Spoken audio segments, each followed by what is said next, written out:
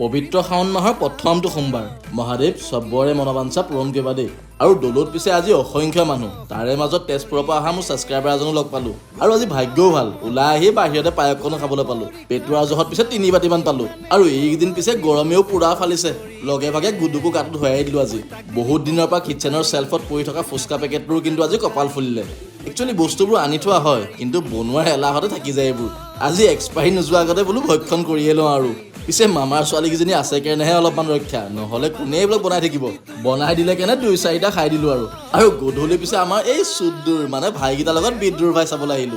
চুনী মামীহঁত দেখোন আমাতকেও আগতে পষ্টি দিয়াত